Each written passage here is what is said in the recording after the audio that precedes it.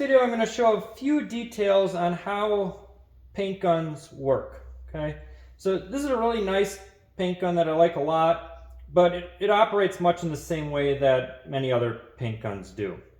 And really, what is this doing? This is taking paint and it's mixing it with air. And if you can do that with an appropriate pattern, appropriate mixing, and appropriate pressures, you can get a really good finish. Okay, so being able to do that, I think it's really helpful to understand how it works. So there's a lot of really good videos out there, and they show setup and how to paint, and I love some of those. But what I'm actually going to show here is the details on how this works to help you understand what you're actually doing when you're setting up your gun. Okay, so in general, it's really nice to kind of understand the various controls that are on here, and I'll talk about some details, but just kind of brief overview. You have your inlet pressure here, so it's the amount of pressure that's being allowed to come into the gun. Okay, and in this case, this is a regulated inlet with this knob here. You turn it in or out, and that will give you, in this case, a digital readout. Or there's other gauges, and some without gauges that help you to regulate how much air is coming into the gun.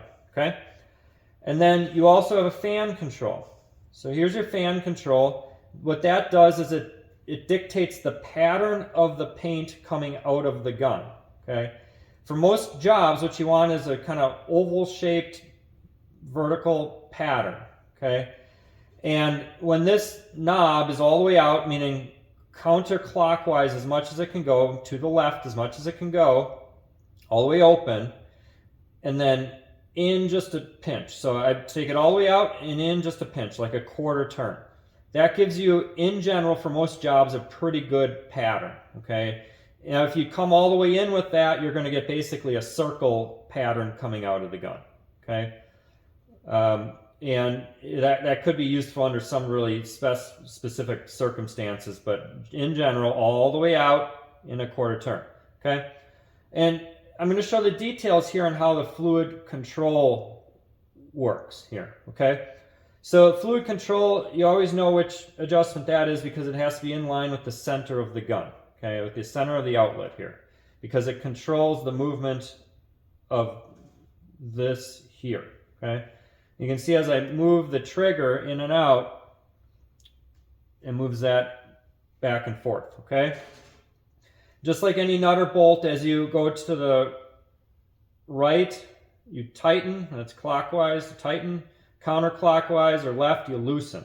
Okay, and I'm going to show a close-up of what that's actually doing. So you have a center orifice on here which lets fluid out, and then peripheral orifices that allow air to mix with that. Okay, so I'm going to pull that trigger in, I'm going to put this on, and then we'll get a really kind of close-up view of what that looks like here.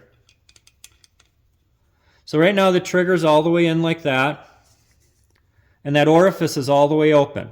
Okay, that'd be allowing as much fluid or paint out as possible. Okay, as I let that trigger all the way out like that, not pulling on it, that conical tip mates with the convex conical area of this outlet.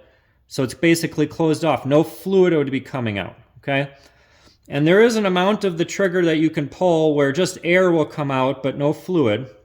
Okay, but as you're adjusting this fan control, or sorry, as you're adjusting this, the fluid control, what you're actually doing is you're creating a hard stop for that trigger. Okay, for most of the time, general hobbyists like myself, you're going to just basically have that wide open. Okay, and how do you know when you're wide open? So you depress that trigger all the way. You're going to back this off until it's really kind of loose. It's not doing anything anymore, almost about to fall out, and then you start to go back in. So you're going in, I'm going clockwise to the right, and then at some point it's going to start to move that trigger again. Okay, so wide open is when this knob is not limiting the travel of this trigger. I can pull that trigger all the way in, but I could go in a little bit like this. Now, when you are using a trigger, just because it's wide open on the fluid control doesn't mean that you have to have that wide open with the trigger. You can modulate that trigger to dictate how much fluid is actually going to come out at any moment, okay? So, but if you do want that hard stop there, so you're not going any further, you're letting just a certain amount of fluid out, you can dial that in, going clockwise to tighten, or dial that in to reduce the travel of the trigger, reduce the amount of fluid that's actually coming out of that gun. Okay.